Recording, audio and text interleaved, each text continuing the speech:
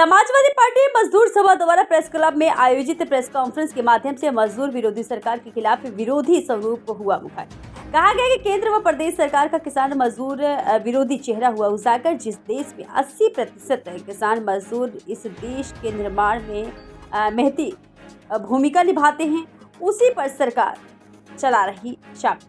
Press conference के बतौर मुख्य अतिथि संबोधित करते हुए समाजवादी पार्टी जिलाध्यक्ष पारसनाथ यादव ने कहा कि जिस तरीके से भाजपा के सांसद कंगना रनौत ने देश के रीढ़ कहे जाने वाले अन्नदाता किसानों का अपने बयान में जो अपमान किया है, वह कतई बर्दाश्त करने योग्य नहीं है।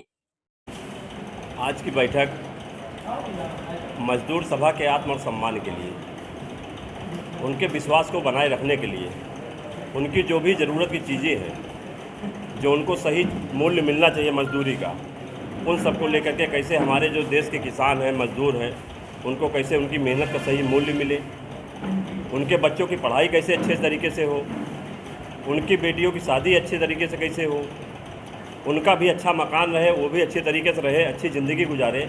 ये ना हो मजदूर सिर्फ मजदूर के तरीके रहे, जिस तरीके पूर्व की सरकारों में होता रहा है। मजदूरों को साइकिल मिलती थी, मजदूरों को बेटियों की शादी के लिए पैसा मिलता था, उनको आवास बनाने के लिए लोहिया आवास मिलता था। ऐसी तमाम ज़रूरत की चीज़ें जो हैं एक घर और परिवार को लिए, उन सभी चीज़ों को, उनके अस्तित्व को बचाने के लिए समाजवादी मजदूर सभा, उनके लिए जितना भी संघर्ष करना पड़ेगा, पूरी पार्टी मजदूर सभा के साथ लग करके उनके हक और हकूक़ को दिलाने के लिए, उनके मान और सम्मान को बचाने के लिए पूरी समाजवादी पार्टी उनके साथ है। और जितनी भी योजनाएं पूर्व में चलती थी समाजवादी पार्टी सरकार में, हम लोगों की मांग है वर्तमान सरकार भारतीय जनता पार्टी से कि उनको सबको पोर्टल को जो बंद कर दिया गया उनको खोला जाए, रजिस्ट्रेशन किया जाए, तभी उनका जीवन सुरक्षित रहेगा। और खाली देखिए, जैसा कि आप सभी लोग जानते हैं कि मैं मजदूरों की राजनीति करता हूं, मजदूरों के हक हकूक़ की लड़ाई से सदैव से करता चला आया हूं। इधर भी सरकार जो है, जिस लड़ाई को लड़ कर के हम लोगों ने पास कराया, श्रमिकों को लाभ योजनाओं तमाम चीज़ें मिलती थी, जैसा आप लोग सभी लोग अवगत है, उसको प्रदेश की सरकार ने बंद कर दिया है। इस लिहाज से श्रमिकों को फिर पुनः पुराने रूप में आना होगा, जंग के मैदान में आना होगा और योगी सरकार से दो हाथ करना पड़ेगा, तभी जाकर के हमारे मजदूरों का कल्याण हो सकता है। अन्यथा इस सरकार में कोई लाभ इनको मिलने वाला नहीं है। और इसी को लेकर के हमने यहाँ कमेटी का गठन भी हुआ है। 11 सदस्यीय जो है जिला कमेटी है और महानगर कमेटी पहले से घोषित ही है, 21 सदस्यीय कमेटी है।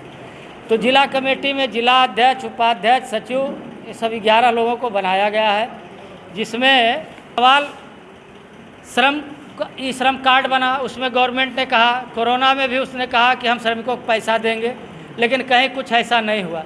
आज सारे पोर्टल को बंद करके मजदूरों के जीवन के साथ इन्होंने जो बहुत बड़ा धोखा किया है, न उनका रिन्यूअल हो पा रहा है, न मान लीजिए जिसका रजिस्ट्रेशन हुआ है, अचानक किसी कारणवश उसकी डेथ हो जाती है तो लाभ नहीं पाएगा, लाभ से वंचित हो जाएगा। फिर मुझे रजिस्ट्रेशन कराने, श्रमिक बनने से क्या फ़ायदा हुआ?